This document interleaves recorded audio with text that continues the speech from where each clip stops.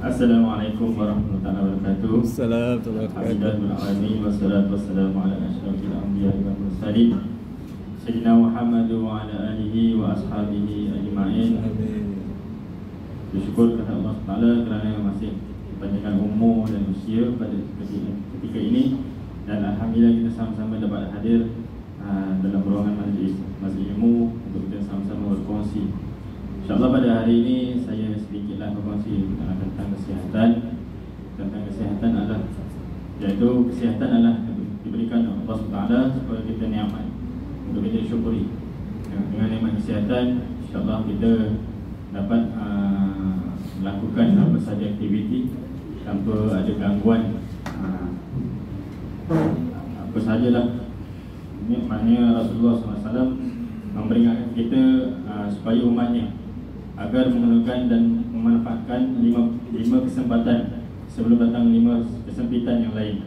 Kesempatan yang ada adalah peluang untuk melakukan ibadah dengan lebih kuat dan banyak. Maknanya dengan kesihatan yang kita kecapi ataupun kesihatan yang tubuh badan kita, insyaAllah kita dapat memperbanyakkan lagi amal ibadah kita pada Allah SWT sebagai bekalan untuk kita menuju ke alam akhirat. Malah baginda SAW memperingatkan bahawa antara nikmat yang seringkali ditewaskan ataupun diabaikan oleh manusia, yakni kita semua, ialah nikmat sihat dan nikmat lapang. Iaitu ketika manusia memiliki nikmat ini, dia sia-siakan tanpa melakukan amalan yang sebaik. Maknanya kalau kita tidak mensyukuri nikmat yang kita lakukan, kita akan lupa, dan kita lupa kita melakukan perkara yang tidak disukai oleh Allah SWT.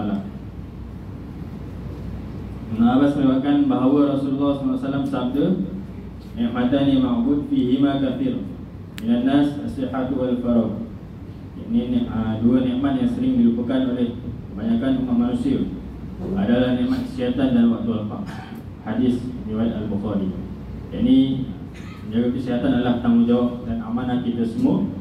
Secara asasnya menjaga kesihatan adalah tanggungjawab manusia, adalah satu amanah Allah SWT di atas diri kita, iaitu badan kita dan anggota, serta kesihatan yang diberikan oleh Allah SWT wajib dijaga, dipelihara dan dilarang untuk kita sakitinya. Dengan kesihatan ini kita menjaga tubuh badan kita daripada kita melakukan segala perkara-perkara yang boleh merosakkan diri kita. Antaranya ialah kita makan dengan berlebihan. Itu adalah lebih. Maknanya dengan untuk akhirnya, maknanya kita dengan nikmat kesihatan kita hendaklah sentiasa menjaga nikmat yang lebih yang berharga daripada perkara yang selainnya.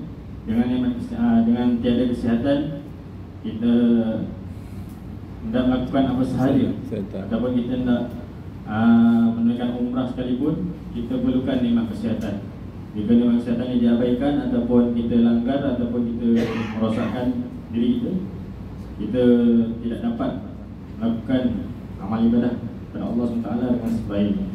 Itu sahaja untuk konsep kita pada hari ini. Moga-moga ada manfaat. Saya sudahi dengan wabillahi taufiq wal hidayah. Wassalamualaikum warahmatullahi taala wabarakatuh.